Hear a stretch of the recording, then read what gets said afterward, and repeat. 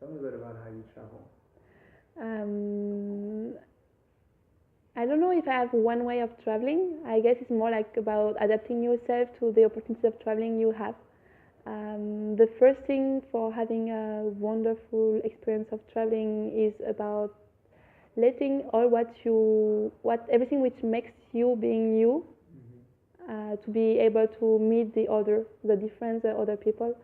So you have to get rid of everything you are very sure about, like your values, your knowledge, your social constructions, your principles, and of course it's not possible, but at least I try to be conscious of that, to be able to be more open. It's not just about being tolerant, but being really open to know the new person or the new culture. And I think for me the key for successful travel is not to go far and to see a lot of things, and it's more about meeting people and getting really directly in touch with the person you will meet on the way, or with the culture that you will discover. This requires some time, so the first thing is that you need to take the time for that. You can't say I've seen a country in 10 days. I mean, maybe you will have seen a lot of buildings, but you would have not discovered about the people and the culture. Um, in my opinion, it's also about um, listening, observing, but also in being part of this. You can observe a lot, you can see a lot, but it's even better when you can try to become a bit like the place where you are. Try to integrate all of this. Um, for example, learning the language is something very sometimes can be hard, but it's very something rewarding. It makes the people being very happy of you making efforts to understand and communicating with them. Communication is really a basic for me of the traveling. That's why I'm very happy I can speak Esperanto, because it's for me the base language for traveling, for communication.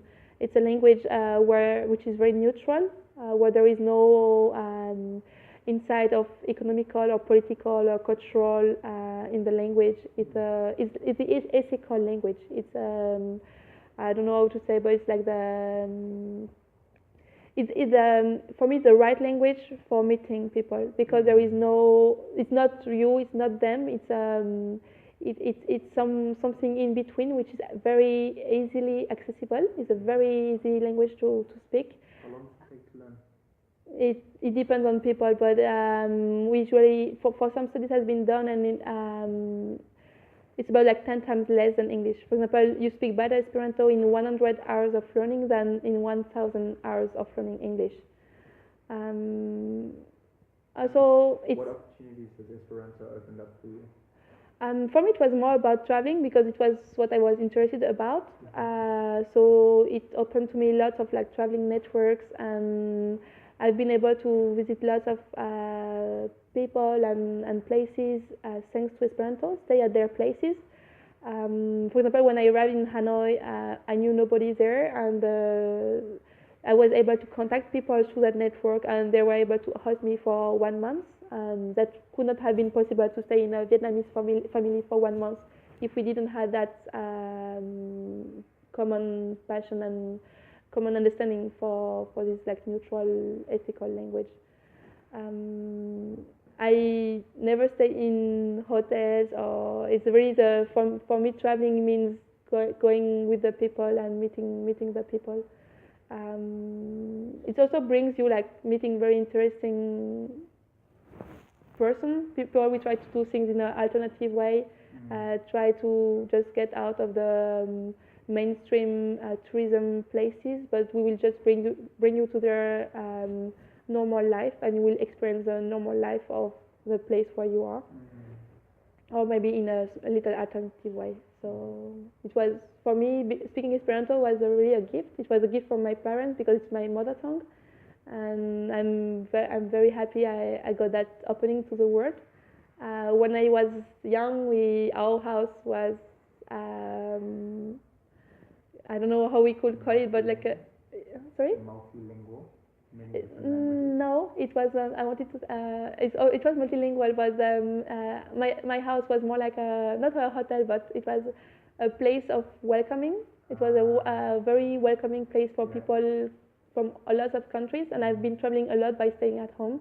So even when I was not traveling around with my parents during the holidays, or we were having very different people coming from all around the world to our place. So it was like traveling by staying. It's a good way to travel. Like working in a hostel almost. No, it's so different because people, if you work in a hostel, people will still just have their life independently from yours. But when people visit you, you are hosting them, so they will be part of your life. The kids will go with you at school, or you will do things together. You will eat together. They will be cooking for you, so you will eating Japanese food by just staying in your home. It's cool. Okay, cool.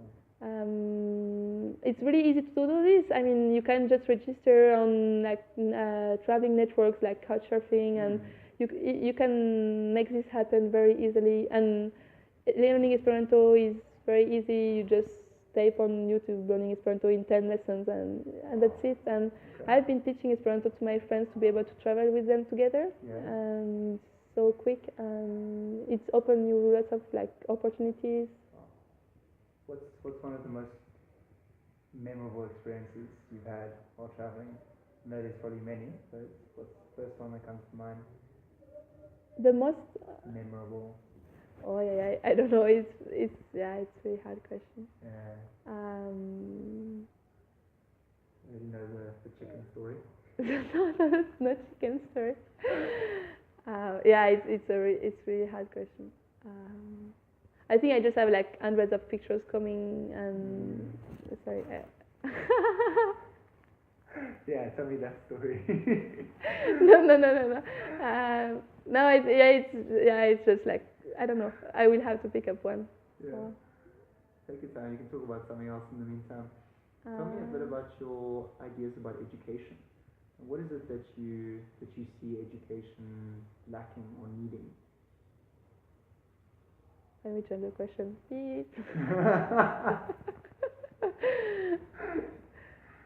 That you want me to Sustainable development. Pardon? Sustainable Yeah, development. you can talk about sustainable development, like sustainable traveling. Like how can you give back while traveling? Yeah, I know the answer you want to get. I'm trying to do now. Yeah. First, when you travel and you go for just the purpose of meeting people, it's great because then you can be open to everything and you're really like free and flexible, able to welcome every wonderful experience you have. One of the memorable experiences I had in the last month was I was lost under the rain, and with my motorbike, and I was lost in the coffee plantations near Dalat in the South Vietnam. Yeah. And it was so much raining, and I could not find my way out, so I just found a small tiny house there in the middle of the coffee plantation, and I stopped there. And at that time there were a monk who got out of the tiny house. I didn't know he was here, and he did not speak English, and at that time I was not speaking much Vietnamese, so it was very funny to have that discussion with him for 3 hours about meditation, and it comes out that we In what language? Sign language, some Vietnamese, some English, Yeah. drawing, we found paper and pen, and we draw stuff to talk together. And he gave me it was a wonderful for me meeting. He told me about his life, why he chose to be a monk. He was like a bird, and he was living like a bird day by day, and he doesn't expect anything. He has even no contact with his family or friends, and he was very happy in that, and he wanted to share his passion for mindfulness and non-expectation spirits. And that was very interesting because I'm totally the opposite. I'm very passionate and 100% in everything I'm doing. So he was totally detached from everything he's doing, and he was even like detached from his own life. And in some ways, I could feel so much wisdom in what he was telling to me. And I also enjoyed a lot the meditation we had together under that train in the middle of the coffee plantation. But on the other hand, I also feel like maybe he's not living his own life because he's afraid to be hurted. He's afraid of the pain. He's afraid of suffering. So he doesn't want to give him the chance to fall in love or to take the risk of losing people he loves or stuff like that. So I think it's more about like finding one's own balance in life. Definitely. But that was really wonderful to be able to meet him. And yeah, I think like these few hours inspired me for a couple of days and maybe still now. What were you talking about? I think I forgot the many people when they travel, it becomes, you go to a hotel, you put your money in the hotel. You go to a restaurant, you put your money in the restaurant. You go to the pub, you put your money in the pub. And that's then what that country or those people start to invest more money into in order to bring in more money. How can people travel in a more, I think what you've said already is already answered that question of how to travel sustainably and giving back to the community. So traveling the way that you travel really does give back. Yeah. I think everybody can have a different understanding of what is doing sustainable traveling. There are lots of definitions, more and more offered on the tourism market of sustainable and green traveling.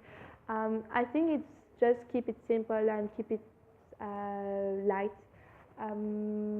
First, in the mean transport we choose, in the logistic we choose, of course, staying at people's place, use less resources than staying in a hotel. You don't need to build a building just for people staying there, but you just stay with other people. It's also bringing lots of social connections. So I really see the connection. For me, everything has to be linked: the economical, the social, the environmental part. It has to be like together. If you just focus on having a natural environment but you don't care about the people, it doesn't make sense. Or on the other side, if you do charity work for an NGO for during your holidays, but you go there by plane for 10 days, it's also not coherent. And I think all the issues in this planet are linked together. We humans depends on the environment, on the planet. So when we want to have a positive impact on the people, we do have also to take into account the environmental impact we have. Vietnam is, I think, the 5th country on the world affected by climate change because it's so close from the sea, and most of the people stay near to the sea. So there are lots of flooding issues, and it's really essential that climate change is not only something we deal in how do we say, like business markets, like corporations okay, and business. Okay, in corporations or in stock exchange markets. It's really something like people have to find in their own life, how to change their lifestyle to be more coherent with why they're here. I don't say that governments should not do something, because of course they can influence a lot people's life, but the solution will come both from everybody, from companies, from governments, and from each people, from the awareness of each person. Changing its way of life, it's changing its traveling style, but it can be changing its food habits, can be changing its transportation, your job. It's rethinking everything you're doing every day.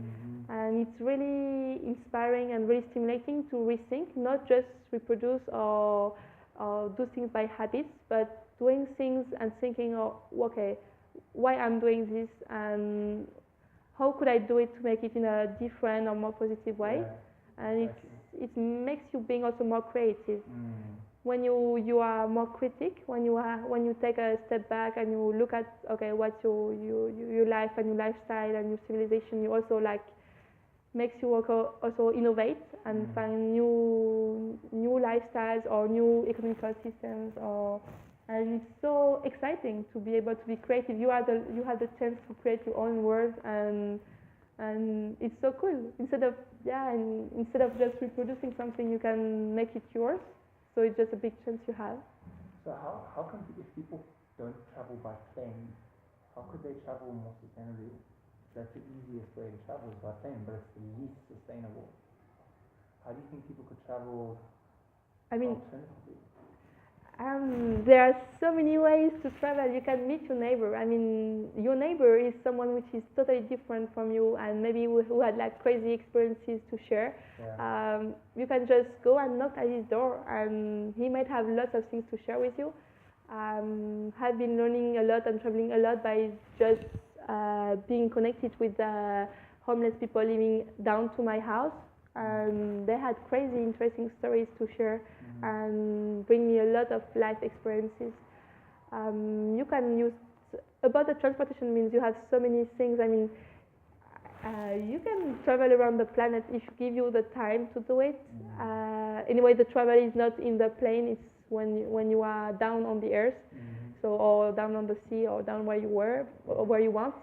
So you just need to take the time. I think it's a lot about how fast we live. We want more and more and more, and sometimes forget the quality of what we get. Yeah, you can explore so many transportation means. You can travel by so many different kind of bicycles. You can really explore your own crazy things. You can share things. I mean, doing hitchhiking is a good way for me to travel because I like to talk and I like to listen. So it's traveling and traveling in the same time. In a plane, you are a bit like in a asepticized environment. You are not here, you're not there, and you are in a very luxurious place, which is more like Western style but international and doesn't have so much like meaning for me, or maybe some meaning, but I like to travel. I'd like to make the transportation as part of the travel, not disconnect the journey and the travel itself. I've been exploring personally different kind of traveling. I love trekking. It's a good way also to stay at people's place. Esperanto is a good way to stay at people's place, but you don't need it. You can also just be a bit outgoing and go talk with the people you meet on the street. 3 weeks ago, I was traveling for the weekend in the countryside in Vietnam, and I just stopped my motorbike to talk with the people who were working in the field, and I've been planting rice all day long with them. We had a lot of fun. It was a wonderful experience to plant rice, much more interesting than visiting a museum about rice. No, but it was crazy hard. And after that, when I eat rice, I really understand the value of the rice. I understand why you never let a even small piece of rice in your bowl, because you understand how hard it is to make it grow. And you really, I shared a good moment with them. I had very good muscle in my back now. It was very painful, and also because after we slept on no bed, we just slept on the floor. So when you wake up the day after, you have to do lots of yoga to make it right in the good position again. No, you can just stop at people, and after they invited me for drinking rice wine all evening long and stay at their place, and that was a cool experience. You can really find lots of cool experience all along your day, even your daily life. Don't need to be in holidays for that. Just need to get in touch with the people. You don't need to focus on you in the public transportation.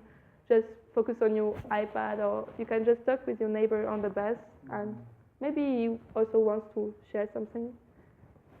Yeah. Cool. Thank you very much.